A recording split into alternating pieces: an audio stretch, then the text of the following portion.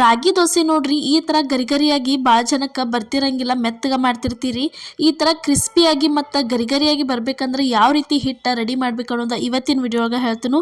Miss ಮಾಡ್ಲಾರ್ದ ಕೊನೆ ತನಕ video ನೋಡ್ರಿ. ನಾವು ಮಾಡಿದ ಮೆಥಡ್ ಒಳಗೆ ಒಂದ್ಸಲ ರಾಗಿ ದೋಸೆ ಮಾಡ್ಕೊಂಡು ನೋಡ್ರಿ, ಭಾರಿ ಅಂದ್ರೆ ಭಾರಿ ಮಸ್ತ್ ಹಂಗೆ ಗರಿಗರಿಯಾಗಿ ಬರ್ತಾವ್ರಿ. ಅದಕ್ಕಿಂತ ಮೊದಲು ನಿಮ್ಗೆ ಪ್ರಿಯಾಸ್ ಕಿಚನ್ಗೆ ಸ್ವಾಗತ.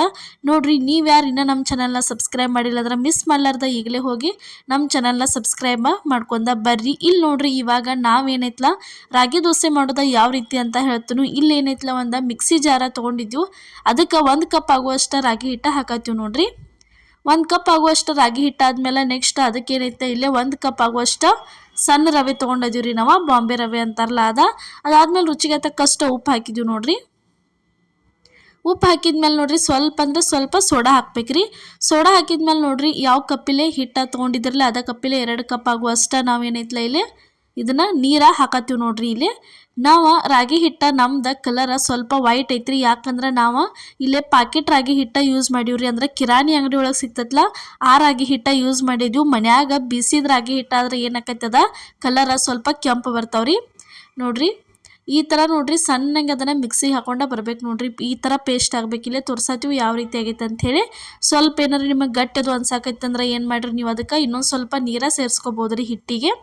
ಇಲ್ಲೇ ಹಂಚಂತರೂ ಕಾದಿತ್ತು ನೋಡ್ರಿ. ಹಂಚಿಗೆ ಈ ರೀತಿ ಸ್ವಲ್ಪ ನೀರು ಗೊಜ್ಜೆ ವರಿಸೆ ತಕೊಂಡ ದೋಸೆ ಹಾಕಕ್ಕೆ ಇಲ್ಲೇ ಸ್ಟಾರ್ಟ್ ಮಾಡಿದ್ದೀವಿ ನೋಡ್ರಿ. ಇಲ್ಲಿ ಈ ಥರ ದೋಸೆ ಹಿಟ್ಟು ಹಾಕಿ ಇದನ್ನ ಏನು ಮಾಡೋದು ಚೆಂದಂಗೆ ತಿಡ್ಕೋದು ನೋಡ್ರಿ. ನಿಮ್ಗೆ ಎಷ್ಟು ಕ್ರಿಸ್ಪಿ ಗರಿ ಬೇಕಲ್ಲ ಅಷ್ಟು ಕ್ರಿಸ್ಪಿಯಾಗಿ ನೀವು ತಿಡ್ಕೋಬೋದ್ರಿ. ಈ ತವಾ ಲಿಂಕ್ ನಿಮಗೆ ಬೇಕಾದ್ರೆ ನಾವು ಪ್ರಾಡಕ್ಟ್ ಲಿಂಕ್ ಹಾಕಿದ್ದೀವಿ, ಮಿಸ್ ಮಾಡಲಾರ್ದು ಹೋಗಿ ನೀವು ಪರ್ಚೇಸ್ ಮಾಡ್ಕೊರಿ. ಯಾವ್ದು ಬೇಕಾದ ದೋಸೆ ಹಾಕಿರೋ ಇಷ್ಟ ಮಸ್ತಂಗೆ ಗರಿಗರಿಯಾಗಿ ನೀವು ಎಷ್ಟು ಪೇಪರ್ ದೋಸೆ ಹಾಕಿದ್ರು ಮಸ್ತಂಗೆ ಎದ್ದ ಬರ್ತಾವ್ರಿ ದೋಸೆ.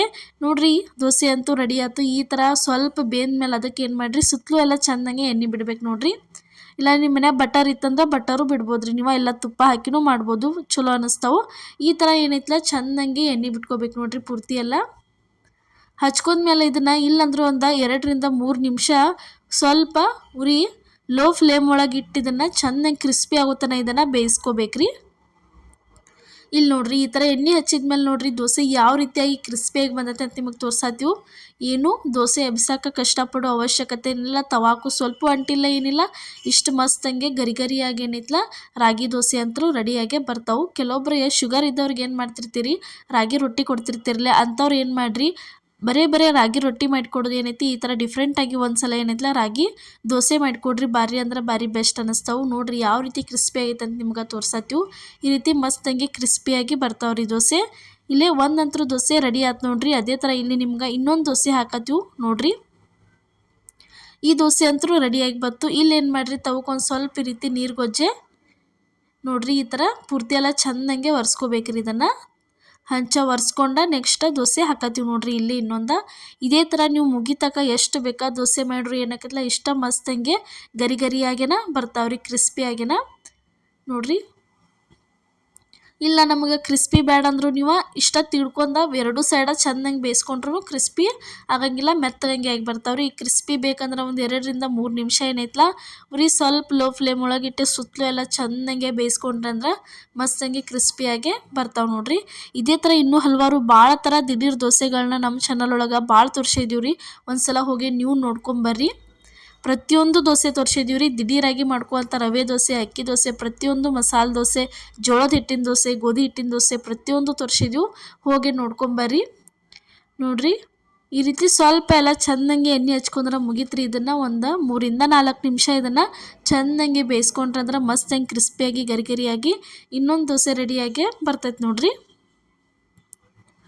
ಮುಂಜಾನೆ ನಾಷ್ಟಕ್ಕೆ ಏನೈತಲ್ಲ ದಿಢೀರಾಗಿನ ಮಾಡ್ಕೋಬೋದ್ರಿ. ಉಪ್ಪಿಟ್ಟು ಅವಲಕ್ಕಿ ಈ ಥರ ತಿಂದು ಬೇಜಾರು ಅನ್ಸಿತ್ತಂದ್ರೆ ಈ ಥರ ಡಿಫ್ರೆಂಟಾಗಿ ಏನೈತಲ್ಲ ನೀವು ರಾಗಿ ದೋಸೆನೂ ಮಾಡ್ಕೊಂಡು ತಿನ್ಬೋದು. ಭಾರಿ ಅಂದ್ರೆ ಭಾರಿ ಬೆಸ್ಟ್ ಅನ್ನಿಸ್ತತಿ. ಬಾಯಾಗಿ ತಿನ್ನಕ್ಕಂತರೂ ಕ್ರಿಸ್ಪಿಯಾಗಿ ಅದೇ ರೀತಿ ರುಚಿಯಾಗಿ ಬಂದವು ನೋಡ್ರಿ. ಯಾವ ರೀತಿ ಆಗೈತೆ ಅಂತ ನಿಮ್ಗೆ ತೋರ್ಸಾತೀವಿ ನೋಡ್ರಿ. ಈ ಥರ ಮಸ್ತಂಗೆ ರಾಗಿ ದೋಸೆ ಏನೈತಲ್ಲ ನಾವು ಹೇಳಿದ ಮೆಥಡ್ ಒಳಗೆ ಒಂದ್ಸಲ ಟ್ರೈ ಮಾಡ್ಕೊಂಡು ನೋಡ್ರಿ. ಯಾವ ಕಪ್ಪಿಲೆ ನೀವು ಹಿಟ್ಟು ತೊಗೋತಿರಲ್ಲ ಅದ ಕಪ್ಪಿಲೆ ರವೆ ಹಾಕ್ರಿ ಅಂದ್ರೆ ದೋಸೆ ತಾನಾಗೇನ ಭಾರಿ ಬೆಸ್ಟಂಗೆ ಬರ್ತಾವೆ. ದಿಢೀರಾಗೇನ ಮಾಡ್ಕೋಬೋದ್ರಿ, ಯಾವುದೇ ರೀತಿ ಹಿಟ್ಟು ನೆನೆಸಿಡೋ ಅವಶ್ಯಕತೆನೇ ಇರೋದಿಲ್ಲ ನೋಡ್ರಿ. ಇವತ್ತು ನಾವು ಮಾಡಿದಂಥ ರಾಗಿ ದೋಸೆ ರೆಸಿಪಿ ನಿಮ್ಗೆ ಇಷ್ಟ ಆಗೈತೆ ಅನ್ಕೋತೀನಿ. ಇಷ್ಟ ಆಗಿದ್ರೆ ಮಿಸ್ ಮಾಡಲಾರ್ದ ಲೈಕ್ ಮಾಡಿ, ಶೇರ್ ಮಾಡಿ, ಕಮೆಂಟ್ ಮಾಡಿ, ಅದೇ ರೀತಿ ಸಬ್ಸ್ಕ್ರೈಬ್ ಮಾಡಿರಿ. ನೋಡಿರಿ, ಯಾರೇ ಹೊಸಬ್ರಾಗಿರ ಈ ವಿಡಿಯೋ ನೋಡತ್ತಿದ್ರೆ ಮಿಸ್ ಮಾಡಲಾರ್ದ ಕಮೆಂಟ್ ಒಳಗೆ ತಿಳಿಸಿರಿ ರೆಸಿಪಿ ಹಂಗಾಗೈತೆ ಅಂತ ಹೇಳಿ. ಇದೇ ರೀತಿ ಸಪೋರ್ಟ್ ಮಾಡ್ಕೊತಾ ಇರಿ. ಎಲ್ಲರಿಗೂ ನಮಸ್ಕಾರ.